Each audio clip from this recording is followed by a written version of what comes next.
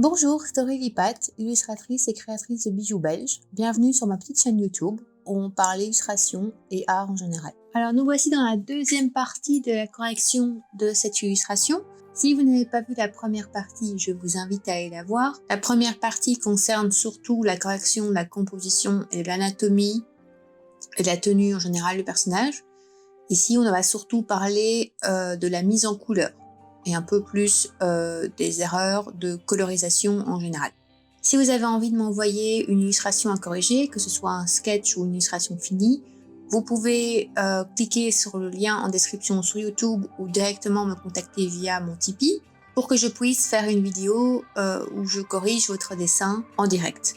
Pour avoir plus d'informations sur cette illustration-ci, sur quel est le personnage et compagnie, encore une fois, je vous invite à aller voir la première vidéo. Alors, allons-y pour la colorisation. Premier gros problème de cette illustration, c'est que c'est gris-bleu partout, plus ou moins. C'est fond bleu sur du gris-bleu, je ne sais pas écrire, sur du bleu foncé, encore du bleu foncé. Ici, on a un petit peu d'orange gris bleuté, un peu de brun bleuté, ici aussi. Bref, tout est bleu. Et tout est uniforme aussi d'un point de vue des matières. On n'arrive pas à distinguer la différence entre une armure de métal avec du tissu type coton, avec de la peau, avec du cuir. Tout est pareil. Alors au niveau du bleu, d'ailleurs, j'en avais parlé brièvement dans ma première partie de vidéo. Pourquoi est-ce que j'avais décidé de faire ces bras nus ici? C'était principalement pour casser ce côté bleu constant. Et ça, c'est parce que j'étais enfermée dans l'idée que ce personnage porte une armure avec des couleurs bleues parce que c'est les couleurs de son pays, d'où la cape bleue, etc. Et j'avais voulu faire un fond bleu nuit. Sauf que le problème, c'est que ce personnage, le fond complètement dans le fond, on ne voit pas la différence, et en plus, elle n'a pas d'éléments distinctifs colorés. Donc, par exemple, si elle avait les cheveux roux dans l'histoire, ça aurait été quand même intéressant d'avoir peut-être un fond bleu, pour avoir ses cheveux roux ou rouges en sortir. Ici, elle est châtain, donc encore une fois, ça ne permet pas d'être distingué du fond. Donc, déjà là, on peut se dire, et je vais vous montrer la correction que j'ai faite juste après, on peut partir sur simplement une composition colorée simple, c'est-à-dire on partir sur des couleurs complémentaires. Alors, si vous ne savez pas ce que c'est les couleurs complémentaires, les couleurs tertiaires, c'est un peu la base des couleurs. Je ferai sans doute une vidéo un jour dessus, mais il y a beaucoup de vidéos sur le sujet. Tous les livres de peinture, quels qu'ils soient, en parlent. Donc, je vous invite à aller vous renseigner. Ici, dans ce cas-là, si je veux que le bleu soit proéminent, alors il faudrait des couleurs beaucoup plus orangées pour contraster, puisque le bleu est complémentaire de l'orange. On peut aussi décaler en couleur tertiaire avec du rouge, du mauve ou du jaune pour que ce soit un peu plus intéressant. Il y a un peu de ça ici avec la couleur de peau qui est un peu plus orangée forcément, mais le contraste est très très faible, donc ça ne marche pas. Pareil avec le brun, ça ne marche pas. Donc ici, si on regarde, si je dévoile la nouvelle version, vous voyez déjà, donc ici la première version à gauche, les deuxième version à droite. Première chose qui frappe, c'est la différence de lumière, où il y a beaucoup plus d'orange et de rouge pour contraster avec le bleu, rien qu'en jouant simplement avec la lumière.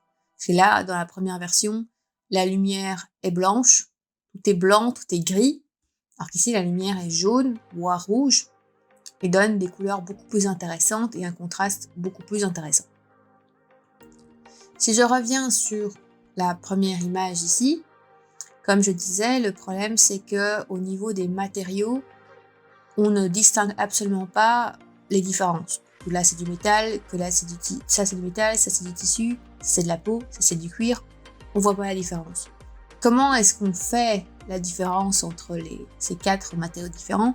C'est la lumière. La différence, principalement, c'est la manière dont il reflète la lumière. Le métal sera beaucoup plus brillant que du coton mat, que de la peau qui sera, en général, la peau est plutôt mate, le cuir est très brillant. Et là, c'est là qu'on arrive aussi à un autre problème, c'est justement la source lumineuse, qui en fait ne correspond pas sur toute l'illustration. Quand on part du visage, on voit que la source lumineuse, on voit les ombres se projettent comme ça, donc on devine que la source lumineuse est plus ou moins comme ça. Le souci, c'est que déjà le cou ne correspond pas, parce que dans ce cas-là, l'ombre devrait arriver ici et pas là. La bouche devrait être beaucoup plus dans l'ombre. Ici, ça devrait être plus dans l'ombre aussi. Par contre, ici, ça devrait être beaucoup plus éclairé. Je l'ai fait un petit peu, mais pas assez. Donc au niveau, si on regarde le visage de profil, si je fais un profil très simple d'une personne, ici, donc si vous avez la lumière qui vient d'au-dessus, vous avez l'ombre ici, et alors la bouche, ici, cette partie-là sera toujours dans l'ombre, puisque déjà, il y a l'inclinaison qui fait qu'elle est plus dans l'ombre, mais vous avez aussi l'ombre du nez qui se projette dessus. Cette partie-là sera du coup beaucoup plus éclairée, et ici sera de nouveau beaucoup plus dans l'ombre. Alors si on continue au niveau de la lumière, ici encore, la lumière devrait vraiment tomber ici, ça devrait être beaucoup plus éclairé. Et du coup, l'ombre devrait se faire en dégradé tout du long, parce qu'ici on est vraiment sur une surface lisse qui reflète beaucoup, alors que sur le visage, il y a beaucoup de relief, donc du coup, on a plus d'ombre marquée. Alors de nouveau ici, si on continue, ici la lumière ne correspond pas, parce qu'elle vient beaucoup plus sur le côté. Comme on a vu précédemment sur le visage, la lumière arrive beaucoup plus en avant. Donc en fait la lumière, elle devrait être ici, et passe autant sur le côté. Et là du coup on devra avoir un petit peu plus d'ombre. Pareil ici. Alors ici au niveau de l'ombre, elle est trop marquée, parce que l'espèce de t-shirt qu'elle porte n'a pas autant de relief, donc l'ombre ne devrait pas ressortir autant. Ici, bon, il y a surtout un gros problème d'anatomie, puisque ce bras n'a absolument pas de forme. Et dans l'ensemble, c'est plus ou moins juste, c'est juste un gros problème de volume. Après, le problème du cuir, c'est que comme le métal, le cuir devrait beaucoup plus faire ressortir la lumière. Et généralement, c'est aussi un tissu qui est très près du corps, et donc on voit beaucoup les plis. Donc on devrait avoir vraiment des plis illuminés ici, et on devrait avoir beaucoup plus la lumière aussi sur les mains. Si on remonte un petit peu, là encore une fois, la lumière tombe sur l'armure. Donc ça devrait être beaucoup plus marqué, encore une fois beaucoup plus contrasté. Ici, on devrait avoir plus d'ombre, puisque elle a le sein, donc ça fait du volume qui cache la lumière sur la partie en dessous. Ici, par exemple, l'épée devrait recevoir beaucoup plus de lumière, puisqu'elle est vraiment en plein au niveau du spot lumineux. Donc on devrait avoir un rond quasiment blanc sur cette partie. Alors, pas comme ici, parce que là, l'épée, déjà, la lumière devrait arriver plus bas, parce qu'il y a le manche de l'épée par-dessus qui gêne, donc la lumière devrait vraiment arriver plus bas, parce que vous avez le bras, l'épée, et ça devrait être plus long au niveau de la réflexion de la lumière, ça devrait arriver beaucoup plus bas. Alors, on en arrive à un deuxième point qui est un peu plus complexe, et je pense, faire une fois une vidéo là-dessus, c'est la réflexion de la lumière, le fait que la lumière rebondit. Donc par exemple, si vous avez du métal ici, je vais zoomer un petit peu pour voir. L'illustration, malheureusement, j'ai perdu la grande qualité, mais on voit quand même. Donc si vous voyez ici cette zone de métal qui normalement devrait être très très éclairée, ce qui va arriver, c'est que la lumière va rebondir sur la surface autour. Et donc cette partie-là devrait être légèrement plus claire. Ce qui arrive aussi, c'est que du coup, ça va changer aussi la couleur des zones autour. Donc par exemple, ici le bras, si la lumière arrive dessus, ce qui va arriver, c'est que la lumière va aussi rebondir, et donc va légèrement éclairer le bord de l'armure, ce qui va permettre de différencier beaucoup plus facilement l'armure du fond. Si vous regardez des photos, si vous analysez un peu pour comprendre comment fonctionne la lumière, vous verrez, c'est même visible à l'œil nu, vous voyez vraiment la lumière qui rebondit. Et plus l'objet est illuminé et a une matière qui est réfléchie, comme par exemple le métal ici, plus il va rebondir. Évidemment, par exemple, le tissu mat ici, la lumière va pas beaucoup rebondir, parce que c'est déjà mat à la base, il est foncé, il est peu éclairé, donc ça va très très peu rebondir. Pas comme ici, où là, ça va être une sorte de mini spot lumineux au milieu. Pareil ici avec l'épée. Donc, ici, si la lumière arrive ici, elle va rebondir. Et donc, on verra ici de la lumière qui apparaîtra. Et tout du long, en fait, parce que, bon, ce sera moins fort ici, puisque l'épée sera plus dans l'ombre par rapport à la main, reste du corps, mais ça va rebondir quand même. Et ça, c'est quelque chose qui peut vous permettre de résoudre le problème qu'on voit ici, c'est que le personnage se fond complètement dans le background, dans le fond coloré, dans le décor. Et donc, qu'est-ce que j'ai fait moi à l'époque? C'est abuser du noir pour essayer de faire distinguer le personnage du fond.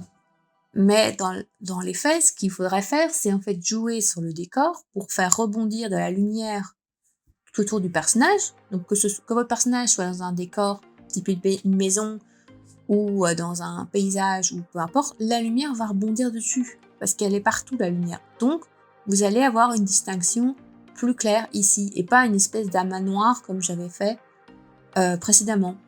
Et là on voit que j'ai voulu essayer de faire ça en faisant un peu une sorte de lumière grisâtre ici, mais c'est pas du tout maîtrisé. Et en plus, comme il n'y a pas de fond, au niveau du cerveau, on se demande au final d'où vient cette lumière qui rebondit parce qu'il n'y a rien. Si on regarde du coup ma nouvelle version, qu'est-ce qu'on constate?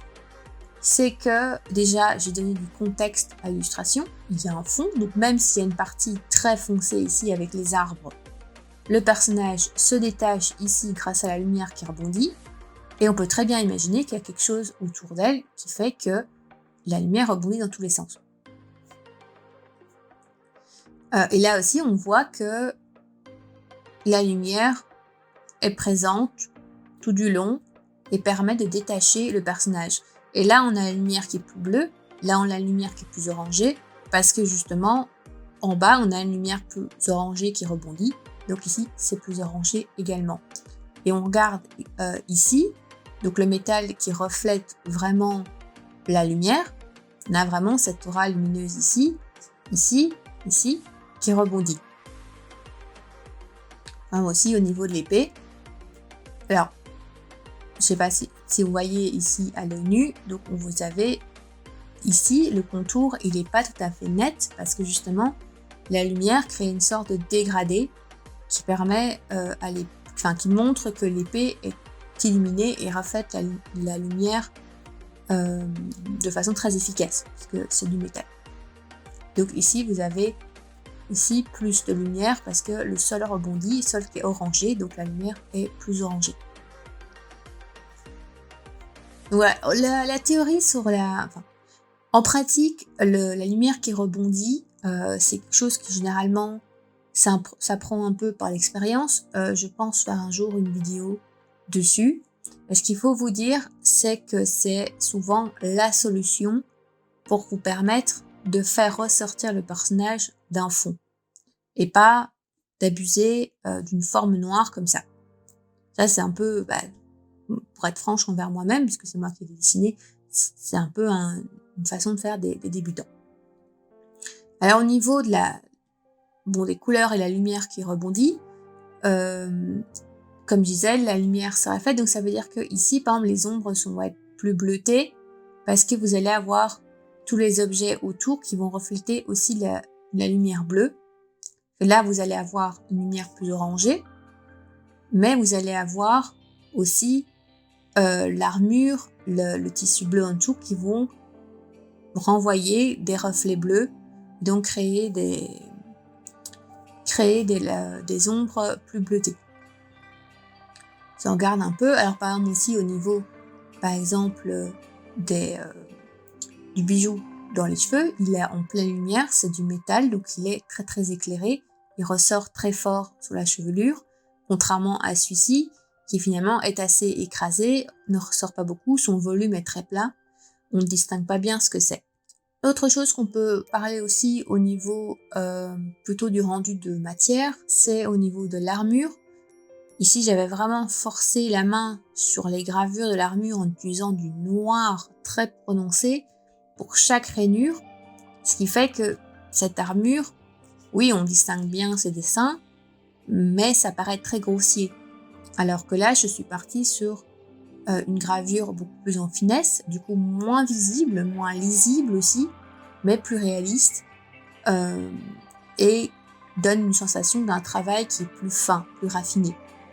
J'ai aussi ajouté des petits détails ici et ici, et ça c'est quelque chose, simplement aller voir des photos d'armure, soit, bon, les illustrations anciennes, voire médiévales, ça peut être un peu compliqué de distinguer, mais vous avez beaucoup de reproductions ou de véritables armures qui ont été photographiées, qui sont encore portées aujourd'hui, qui vont vous permettre de comprendre un peu tous ces détails et d'ajouter du coup plus de réalisme à votre illustration.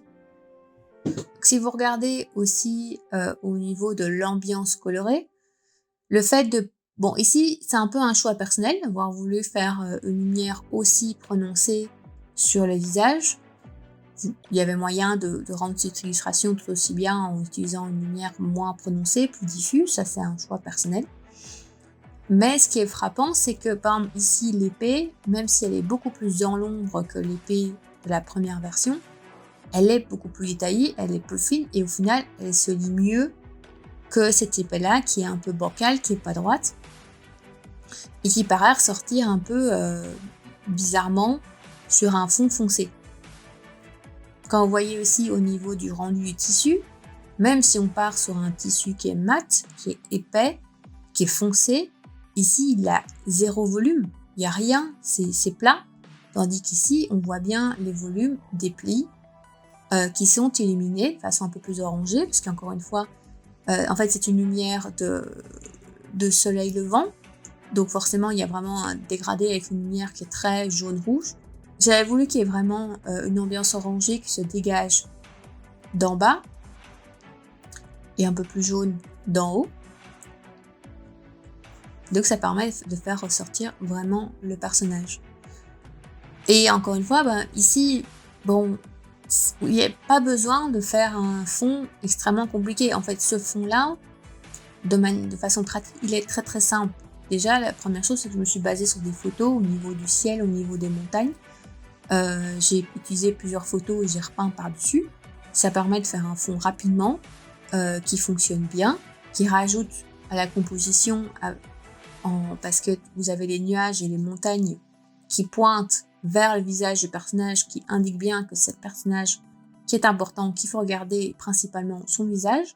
Vous avez aussi l'épée verticale qui rajoute à ça.